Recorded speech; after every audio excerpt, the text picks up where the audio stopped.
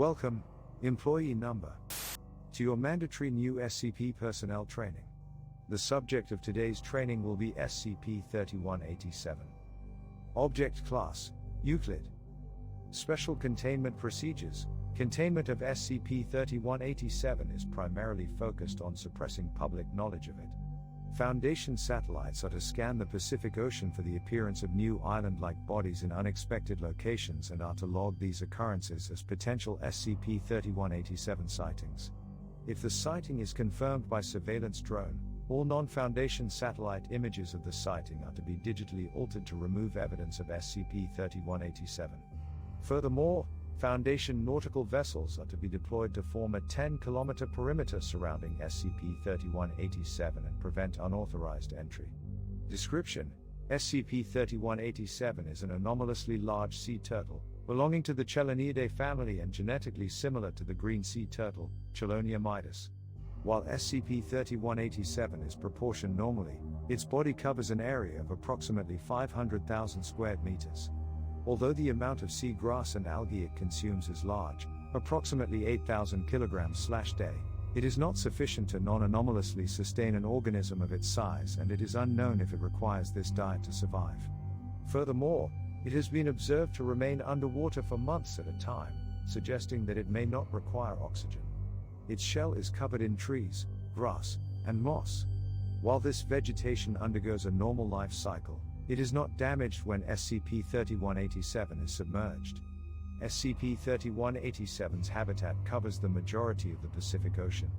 Historical records recovered by Foundation anthropologists indicate that its age is, at minimum, 1,578 years, and that other members of its species also existed, although SCP-3187 is believed to be the only extant member today.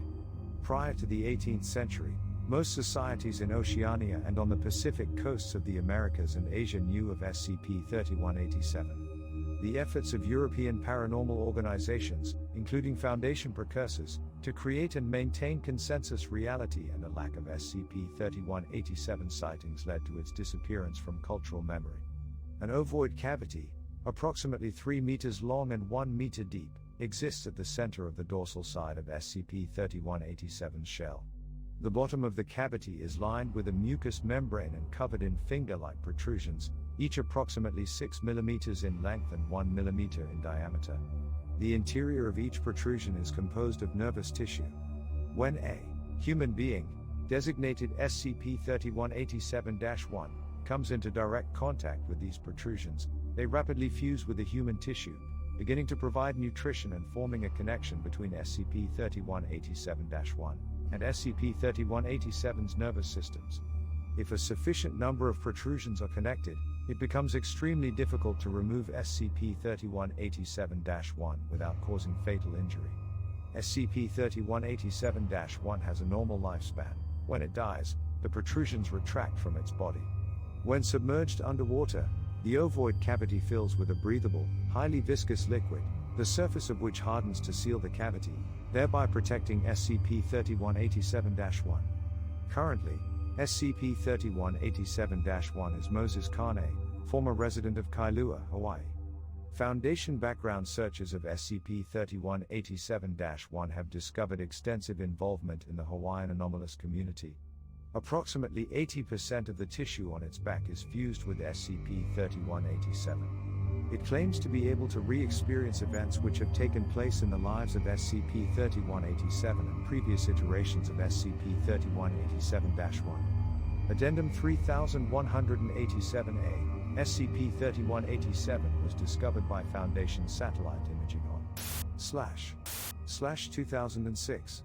Agent Resendes was dispatched via boat to intercept and landed successfully, moving inwards on SCP-3187's shell until he discovered SCP-3187-1. SCP-3187-1 possessed several watertight containers, which had stored with it inside its cavity. The contents of these containers included several laminated photographs, long-range communications devices, nautical maps, star navigation reference texts, and 23 notebooks. Agent Resendes conducted an interview of SCP-3187-1 lasting approximately 2 hours. During the interview, Agent Resendes examined the contents of SCP-3187-1's notebooks and discovered that they contained transcriptions of Hawaiian charts, which SCP-3187-1 performed upon request. Full copies of these notebooks can be found in Document 3187. Selected translations are provided below. Notebook 1, page 1, the turtle has the line in its beak. The line which draws Lai and Ki back to the ocean. The turtle was the first crawler to meet the land. First of the crawlers born of the night. There is the line from the night to the day. There is the gift from the ocean to the land. The turtle was the ocean's first gift to the land. Vast is the ocean where the turtle swims. Strange are the shores that it sees. The turtle remembers the land it was given to. Lai and Ki remember the night. The turtle has the line in its beak. Notebook 6, page 14. Pimo who escaped by his tailfin from Maui. Maui a Kamala. Pimo the fish who was a king and stirred the seas. Whose daughter was Mahanoluhu, taken by Maui. Sought a way to defeat Maui, his great foe. Sought knowledge that only the great turtles had. Chase when Pimo found a turtle. Chased it up the Leeward Islands and back. Chased it to the farthest shores and to the deepest trench. The turtle would not let Pimo catch it. The turtle swam up the Milky Way and to the moon. Pimo followed and met Hina Hanai Ikamalama, who startled at the sight of Pimo and crushed him underfoot. Notebook 8, page 7, I have seen past Kahiki in yet stranger lands. It is the land that catches the sun as it sets. A chain of islands past which only gods dwell. In the taro roots at the head of the turtle. A sword from these lands is stuck. How did it get stuck there? It fell. In a great battle in those lands it fell. The butterflies carried their sword to war, flying proudly above the clouds. But they were strangled by those of the dirt, the bamboo and the azure flower.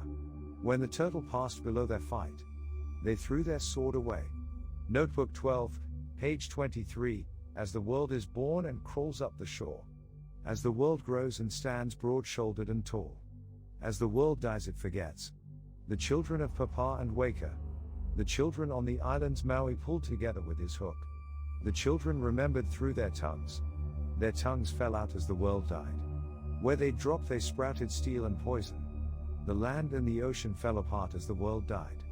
And the ocean took back its gift.